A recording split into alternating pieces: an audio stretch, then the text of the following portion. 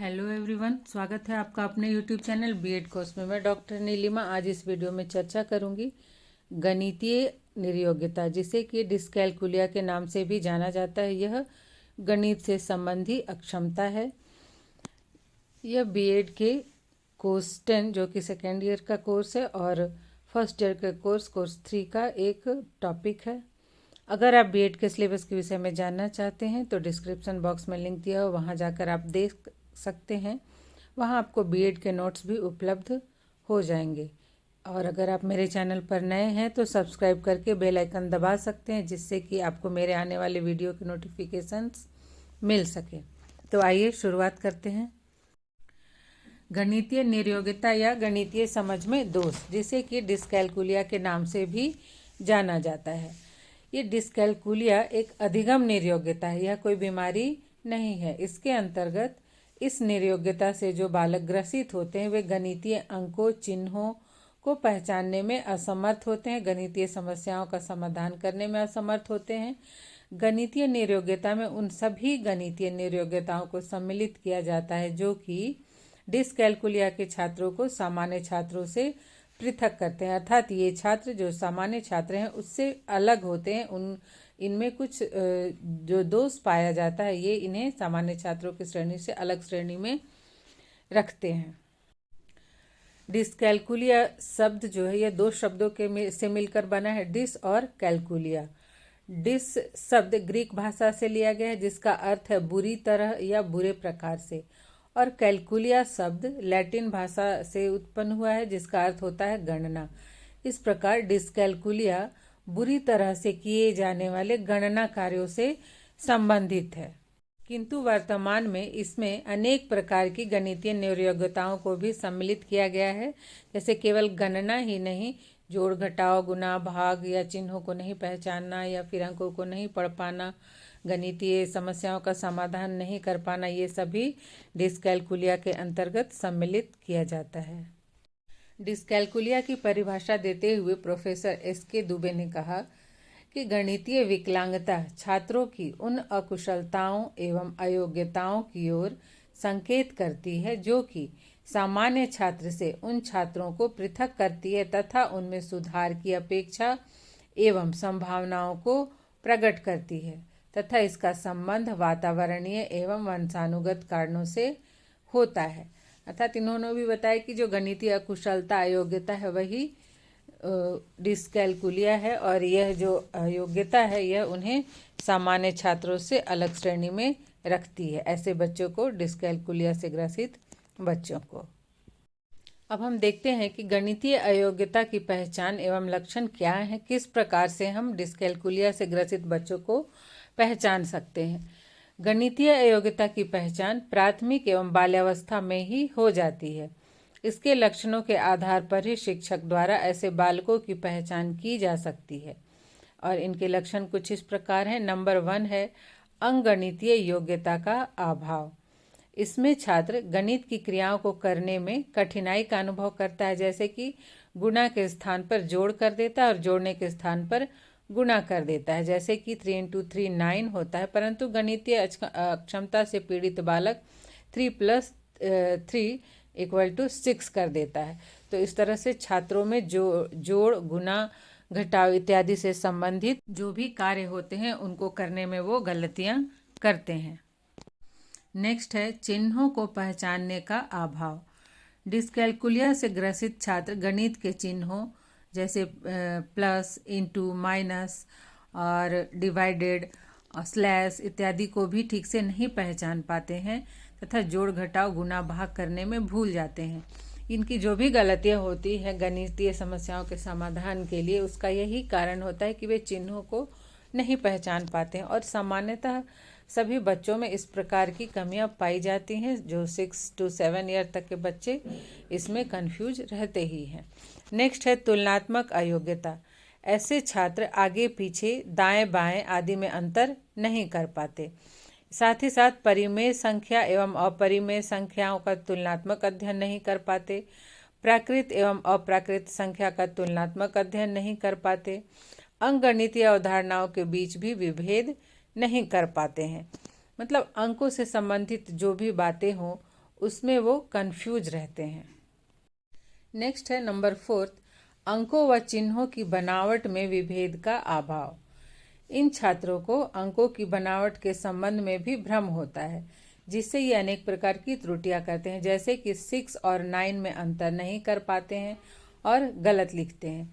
उसी प्रकार यदि अंकों को पलट दिया जाए, जैसे 15 को 51 कर दिया जाए, तो भी बालक अंतर नहीं कर पाते हैं।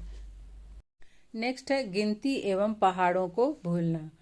इस प्रकार के बालक साधारण अंकों को भी ठीक से नहीं पहचान पाते हैं। इसके अलावा प्राथमिक स्तर पर गिनती और पहाड़ा को याद करते समय या किसी दूसरे व्यक्ति के समक्ष इसे प्रस्तुत करते समय बीच में ही भूल जाते हैं। गिनती के उच्चारण एवं पहचान में भी विभेद नहीं कर पाते। डिस्कैल्कुलिया से जो ग्रसित बालक होते हैं या प्रभावित बालक होते हैं, वे दिनों के नाम, जैसे संडे मंडे वगैरह होता है, ऋतुओं के नाम या फिर महीनों के नाम, जनवरी फरवरी इत्यादि आदि बताने में भी असमर्थ होते हैं। नेक्स्ट अब हम देखते हैं कि गणितीय अयोग्यता के क्या कारण है। बच्चों में जो डिस्कैल्कुलिया पाया जाता है, इसके क्या कारण है। तो नंबर 1 है तंत्रिका तंत्र में चोट। गणितीय जो अयोग्यताएं हैं, इनका प्रमुख कारण बालक के तंत्रिका तंत्र या बचपन में लगने वाली चोट भी हो सकती है। देखा जाता है कि कभी कभी कोई बालक बहुत तेज होता है, किंतु अचानक उसके साथ कोई घटना हो गई, उसके सिर में चोट लग गया, उसके बाद से उसकी जो मानसिक योग्यता है उस पर प्रभाव पड़ता है। तो इस तरह से तंत्रिका तंत्र में चोट भी उसके अंगगणितीय योग्यता को प्रभावित करती है। नेक्स्ट है वंशानुक्रम। डिस्कैल्कुलिया पर जो भी अध्ययन या शोध हुए हैं, उनमें बताया गया है कि गणितीय अयोग्यता जन्मजात भी हो सकती है। जैसे कि यदि माता पिता गणित विषय में इस प्रकार की त्रुटियां करते हैं, तो उनकी संतान भी ठीक इसी प्रकार की त्रुटियां करती है। इस प्रकार गणितीय अयोग्यता पर वंशानुक्रम का भी प्रभाव पड़ता है। नेक्स्ट है कमजोर स्मरण शक्ति। कमजोर स्मृति क्षमता के कारण भी बालक पूर्ण रूप से गणितीय तथ्यों को याद नहीं रख पाता है और बीच में ही भूल जाता है। तो कमजोर स्मृति की कई कारण हो सकते हैं कि या तो बालक ने ठीक से याद नहीं किया, या उसका ध्यान पढ़ने में नहीं था, या फिर वंशानुगत रूप से ही या जन्मजात ही उसकी स्मरण शक्ति कमजोर है। तो स्मरण शक्ति भी डिस्कैल्कुलिया का एक कारण हो सकती है। नेक्स्ट है गणित में रुचि का अभाव। तो कुछ छात्र ऐसे होते हैं जो कि गणित विषय को पढ़ना नहीं चाहते हैं। गणित उन्हें अत्यंत ही कठिन विषय लगता है, इसलिए गणित के प्रति उनके मन में अरुचि उत्पन्न हो जाती है, और यदि वो पढ़ना भी चाहता है तो अरुचि के कारण उसमें सफलता नहीं मिल पाती है। क्योंकि गणित को अगर सीखना है तो पूर्ण रुचि से उसके नियमों, उसके सूत्रों, उसके चिन्हों इत्यादि को सीखना पड़ता है, और रुचि के अभाव में तो गणित सीखना संभव ही नहीं है। नेक्स्ट है मानसिक मंदता। तो जो बालक मंद बुद्धि के होते हैं, उनकी बुद्धि लब्धि कम होती है। यही कारण होता है कि वे गणितीय कार्यों को या गणना संबंधी कार्यों को ठीक से ना तो समझ पाते हैं और ना ही कर पाते हैं, और वो गणितीय समस्याओं के समाधान में असफल रहते हैं। नेक्स्ट है शिक्षण विधियों का अनुचित प्रयोग। शिक्षण विधियों के प्रभाव के कारण भी छात्र गणित संबंधी अयोग्यता प्रदर्शित करते हैं। जब शिक्षक द्वारा छात्रों के स्तर एवं योग्यता के अनुसार शिक्षण विधियों का उपयोग नहीं किया जाता है, या गणित शिक्षण को रोचक बनाने का प्रयास नहीं किया जाता है, तब छात्र में गणितीय अयोग्यता उत्पन्न हो जाती है।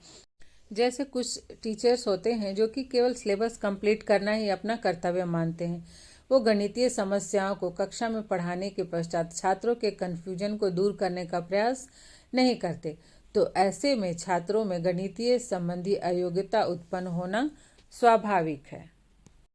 अब हम देखते हैं कि गणितीय अयोग्यता के उपचार क्या हैं। बालक में जो भी गणित से संबंधित अयोग्यता उत्पन्न हो गई है, उसे कैसे दूर किया जा सकता है।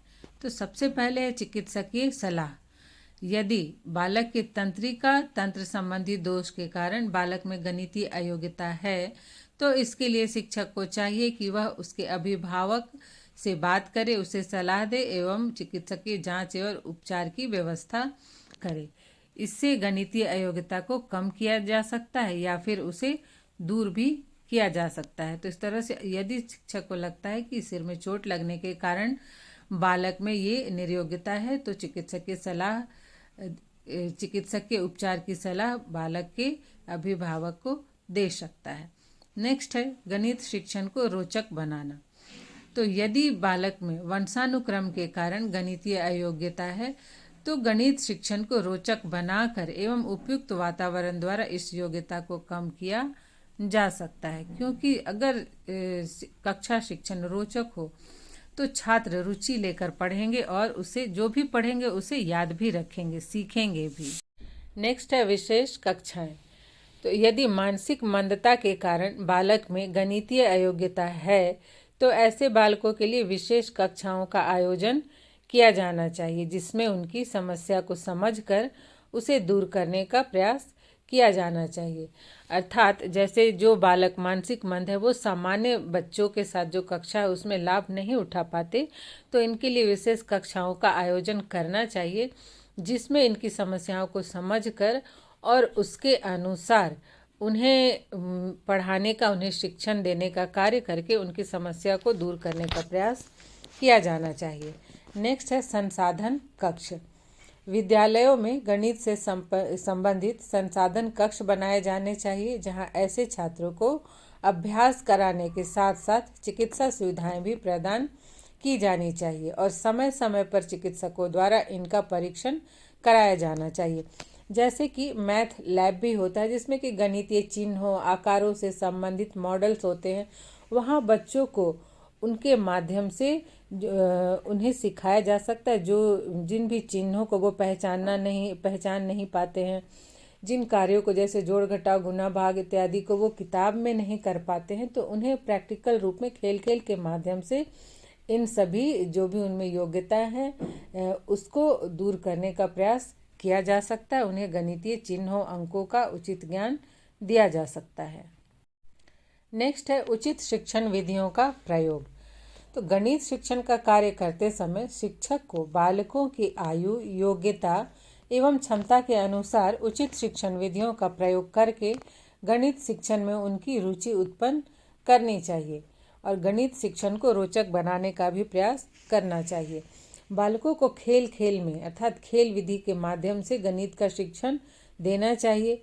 प्रोजेक्ट मेथड की सहायता से भी उन्हें गणित का शिक्षण देना चाहिए, अर्थात उन्हें कर के सीखने के अधिक अवसर देने चाहिए और खेल खेल के माध्यम से शिक्षण को रोचक बनाने का प्रयास करना चाहिए। नेक्स्ट है सहायक शिक्षण सामग्री का प्रयोग। डिस्कैल्कुलिया के बालक को केवल पुस्तकीय ज्ञान देकर गणित नहीं सिखाया जा सकता है, इसलिए इनके लिए विभिन्न प्रकार के शिक्षण सामग्री का प्रयोग किया जाना चाहिए। आवश्यकता अनुसार मॉडल या फिर मूल वस्तु का प्रयोग करके उन्हें जोड़ घटाव गुणा इत्यादि सिखाया जा सकता है। और लास्ट है प्रशिक्षित शिक्षकों की नियुक्ति। ऐसे बालकों के लिए प्रशिक्षित शिक्षकों की नियुक्ति की जानी चाहिए।